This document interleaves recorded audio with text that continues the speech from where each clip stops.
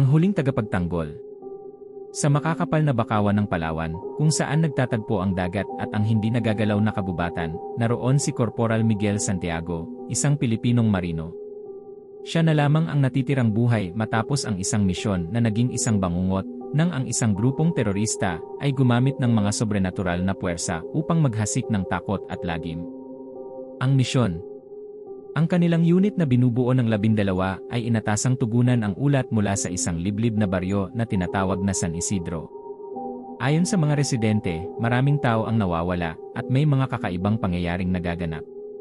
May bulong-bulungan tungkol sa aswang, ngunit tinawanan lamang ito ni Miguel at ng kanyang mga kasama, iniisip na ito'y isa lamang katang-isip upang takutin ang mga tao. Dumating sila sa San Isidro bago lumubog ang araw. Ngunit sa halip na masayang baryo, natagpuan nila ang katahimikang nakakakilabot.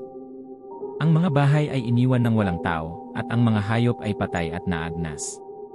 Ang hangin ay puno ng amoy ng dugo.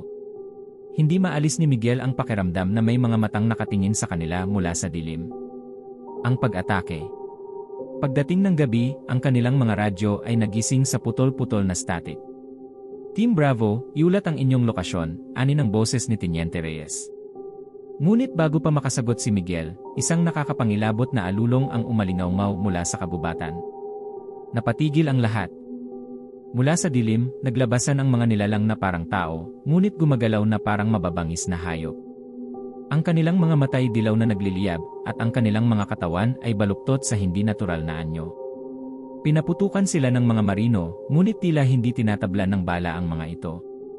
Isa-isang bumagsak ang kanyang mga kasama, sinasalubong ng mga sigaw ng sakit at takot.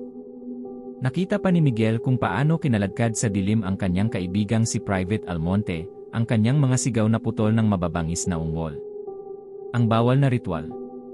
Habang tumatakas, natagpuan ni Miguel ang isang clearing na sinisindihan ng isang malaking bonfire. Sa gitna nito, naroon ang leader ng mga terorista na si Kalakan, na tila may sinasambit na sinaunang orasyon. Sa paligid niya, nakaukit sa lupa ang mga kakaibang simbolo na kumikislap ng malamlam na liwanag. Sa takot at galit, napagtanto ni Miguel ang katotohanan, ang grupo ay nakipagkasundo sa isang sinaunang puwersa kapalit ng kapangyarihan. Ang kanilang pagkatao ay isinakripisyo upang maging mga nilalang na walang kaluluwa. Ang huling labanan. Sa kanyang huling lakas ng loob, itinutok ni Miguel ang kanyang baril kay Kalakan at pinaputukan ito. Bumagsak ang leader, at sa pagputol ng ritual, huminto ang mga halimaw sa kanilang galaw. Ngunit ang tagumpay ay panandalian lamang.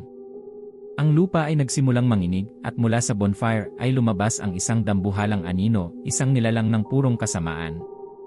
Ang boses nito ay parang libo-libong mga boses na nagsisigawan sa sakit. Hinugot ni Miguel ang granada mula sa kanyang vest. Alam niyang ito ang kanyang katapusan, ngunit alam din niyang siya lamang ang makakapigil sa pagkalat ng dilim. Para sa San Isidro. Para sa aking mga kapatid, ang kanyang bulong. Hinila niya ang pin ng granada at tumalon sa bonfire. Ang pagsabog ay nagdala ng liwanag na nagwasak sa mga halimaw at sa nilalang ng kadiliman. Ang pagkatapos. Ilang araw matapos ang insidente, natagpuan ng mga naghahanap ang lugar ng ritual. Ang abo ng bonfire ay nananatili pa rin, ngunit walang natirang bakas ng mga halimaw.